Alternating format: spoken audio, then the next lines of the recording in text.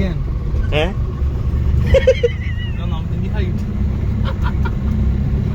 You big height now, you cannot drive.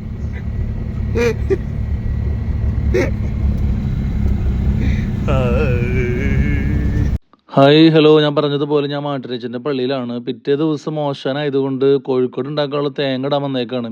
എൻ്റെ കയ്യിലുള്ളത് എന്നേക്കാൾ വലിയ തോട്ടിയാണ്. അപ്പം എന്തായാലും ആദ്യമായിട്ടാണ് തോട്ടി വെച്ച് തേങ്ങ ഇടണേ. പക്ഷെ തേങ്ങ കിട്ടിയിട്ടാ, പക്ഷെ ഭയങ്കര രസമായിരുന്നു ആ ഒരു സംഭവം. അപ്പോൾ ഞങ്ങൾ വീണ്ടും വേറെ വീട്ടിൽ പോയിട്ട് തേങ്ങ മതിയാവത്തോണ്ട് അവിടെയും പോയി ഞങ്ങൾ തേങ്ങ ഇട്ടു. അപ്പോൾ അവിടുത്തെ ഒരു പയ്യനൊക്കെ ഉണ്ട്, ഞാൻ അവനൊക്കെ എടുത്ത് ഇങ്ങനെ കളിപ്പിച്ചു. പിന്നെ ഞങ്ങൾ നേരെ ഓല വെട്ടാനായിട്ട് പോയി. നമ്മൾ ഈ ഓല വെട്ടുന്നത് ജനത്തിന് കൊടുക്കാനല്ല, നമ്മുടെ കുറച്ച് ചേച്ചിമാർ വെച്ച് നമ്മൾ ചെറിയൊരു ഡാൻസ് ഒക്കെ കളിക്കുന്നുണ്ട്. അപ്പോൾ അവരുടെ കയ്യിൽ കൊടുക്കാൻ വേണ്ടിയിട്ടാണ് നമ്മൾ വലിയ ഓല വെട്ടുന്നത്. അപ്പോൾ ഞാനും അവർ വെട്ടണം കണ്ടപ്പോൾ ഞാൻ അതിൻ്റെ മുകളിലേക്ക് കയറിയിട്ട്, അപ്പോൾ ആ ചെക്കൻ അവിടുത്തെ പയ്യൻ അതൊക്കെ പിടിച്ച് കുലിക്കുക. അപ്പോൾ എനിക്ക് ചെറിയ പേടിക്കായി. പക്ഷെ ഭയങ്കര രസമായിരുന്നു. ഇവർ ഭയങ്കര അടിപൊളിയാണ്. ഇവർ കോക്ക് ബൊറോക്ക് എന്നൊരു ഭാഷയാണ് സംസാരിക്കുന്നത്. പക്ഷേ ഭയങ്കര രസമാണ്, നമ്മുടെ നാട്ടിലത്തെ പിള്ളേരെ പോലെ തന്നെ.